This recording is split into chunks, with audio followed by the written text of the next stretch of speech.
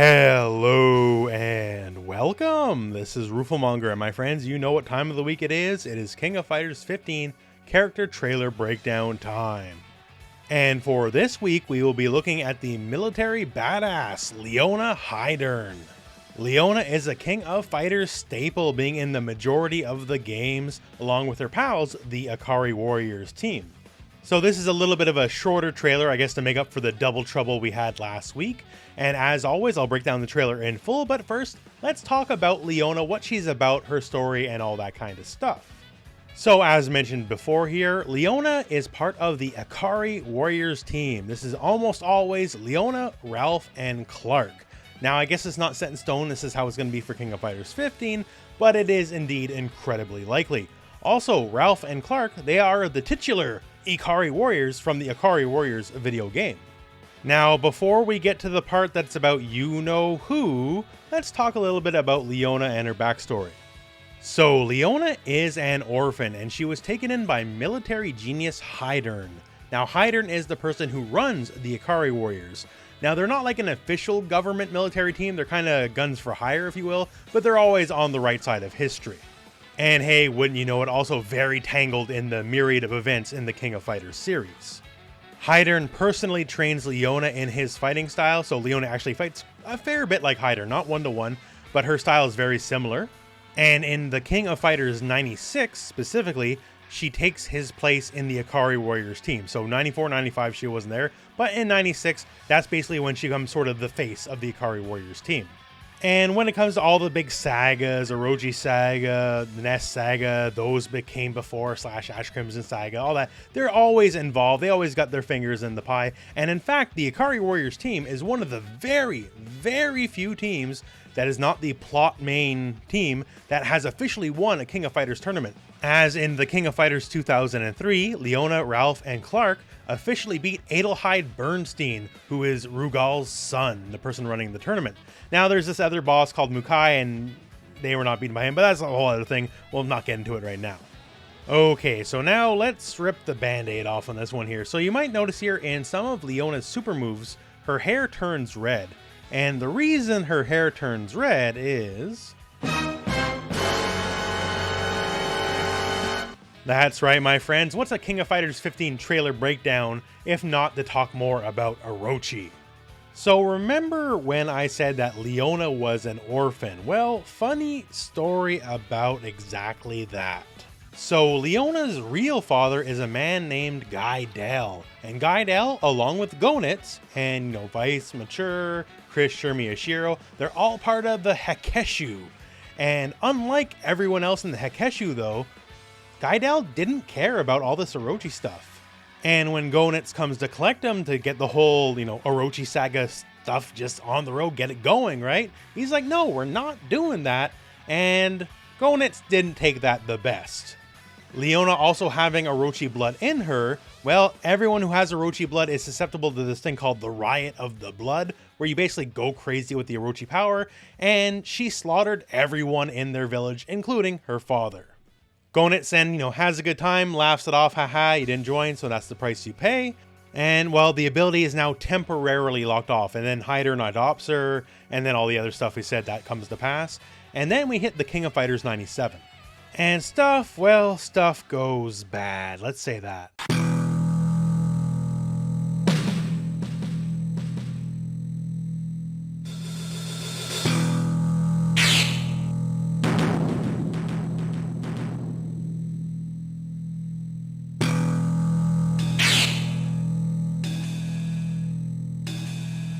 So, during the King of Fighters 97, you can fight either Iori or Leona in the Riot of the Blood state, where their Orochi blood just takes over and they go absolutely berserk.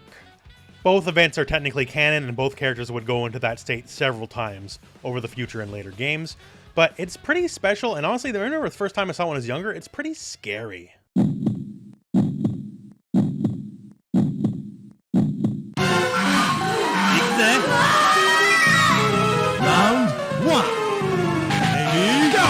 So like blood red stage, crazy piano, her screaming, all that stuff, it's pretty intense. Also, while in this state, she fights like a feral animal. Like instead of a run animation, she like can crawl on all fours. and she's also one of the fastest characters in fighting game history. So nowadays, when her head turns red like in the trailer, she's tapping into a portion of that power, but not just becoming feral and losing all sense and reason. I guess you could say it's somewhat, although not fully, similar to Satsui no Hado in Street Fighter. And let's talk about her gameplay now, because enough Orochi this and that for the moment anyways. So one of the first few things I gotta say, it might scare you off if you're interested, she is indeed a charge character. A lot of her moves require either a back or down charge to get going. A lot of the moves involve like a knife edge chop in a very fast motion, creating like a crescent. This can also be done in the air as well, with varying results. These moves kind of change game to game. A very non-standard projectile game, so she has this ultra slow earring bomb move. And the thing is though, it can bounce off the ground, creating weird angles, or you can just throw it straight at the enemy. But that is very unique and signature to her.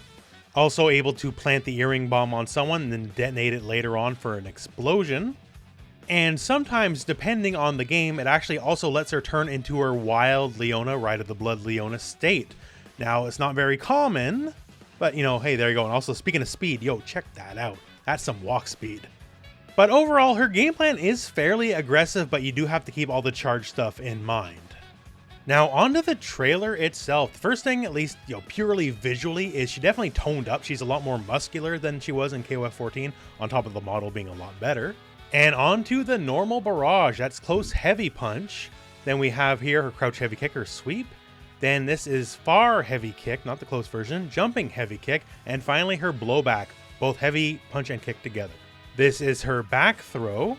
And then we get this guy again. So we first saw the debut of this attack in the Ryo and Robert trailer, and we still don't know 100% what it is, although the best guess overall is it's very similar to the classic Street Fighter 4 style of focus attack, where you can take a hit and then crumple the enemy if the attack connects back. Now, going by what we know from the Ryo and Robert trailer, the follow-up she does here, where she connects with her Moon Slasher move, she definitely could have got a way bigger combo off the crumple than just that, but hey, it's just a trailer. For more speculation on this move, please check the Ryo and Robert trailer as we really go into it in that video. From that, next up in the trailer is the EX Showcase, where we get a bunch of EX moves. So first here is EX Grand Saber. This is kind of like a rushing forward charging move. This is EX Moon Slasher here, very big hitbox, very hard to jump against. And EX Baltic Launcher, which more than likely, just like King of Fighters 14, will have juggle properties. Now, this is her level 2 V/Super, where she kind of just, you know, does a big V motion and cuts you up. Fair enough. This is actually one of her most signature moves. It's a very important move to this character for a multitude of reasons, because it's an airborne move and it launches forward. So it's basically like a good whiff punish button. If you catch anything being whiffed, you can go into it and get them right away. And also, there's a lot of dirty tricks with this move, like the instant overhead into the V/Slasher. Unseeable overhead into like 30% or more life. Hey, that's pretty decent. And why not just to show you here? So the idea is you do a tiger knee down to down forward to up punch, and that's half the motion right there. And then you go back to the other half circle and you get the motion, and that's basically the move. I can pretty much guarantee you this will work in King of Fighters 15, so keep this tech in mind. Now back to the trailer. This is her level 2 Slash Saber move.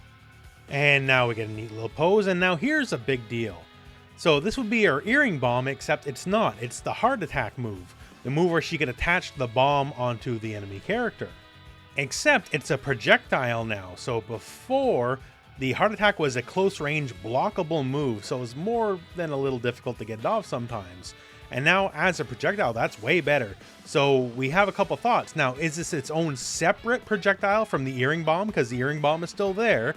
Or are they mixed, and if you hit him with the earring bomb, then you just get this attachment? It's a little confusing. We'll see some more examples with EXs later on though. Here we can see close heavy punch, 2 hits, and then detonating the bomb that is already on Ryo. Here we get a very interesting combo setup with all this working in tandem together. So close heavy kick, 1 hit though, it is a 2-hitting move. EX heart attack, has the bomb attached now. Stand light into crouch heavy punch, that's a link, not many links are shown off in these videos. Forward light kick command normal, into the heavy version of Excalibur, the aerial move, then we land. We do a Moon Slasher, at which point now the bomb just detonated, because it does detonate on its own after a while. and it rejuggles for another Moon Slasher, so combo potential pretty big on this. And we go into our final sequence. So the big thing here is we see a level 1 super climax canceled into a level 3, and yeah, her hair turns red. So you don't need any max mode stuff for climax cancels. But right here, EX Earring, but it explodes immediately. So EX Earring attach, like putting the bomb on, and EX Earring explode have to be two separate moves, it would seem. And then we get the full dose of the Orochi power, energy sword, and just explosion. Orochi Leona is one of the stronger characters in the lore of King of Fighters, which is why you only get a little taste of her versus, you know, the whole thing, right? And we end off with the taunt, and that's the trailer. So once again, pretty standard trailer by going what we normally go through, but then again, last week was a pretty big deal with a dual reveal and a massive, potentially huge game mechanic revealed. No new team formed. Leona is not part of the women's team, although I never would have really expected her to be that. So it's a very safe bet. Ralph and Clark will make their return, and them, along with Leona, will be the Ikari Warriors team yet again. And if that's the case, we got to finish off these guys' trailers. We still have K-Dash and more than likely Kula and Maxima to show up, and we have to finish off the women's team because we don't know who's going to be on it.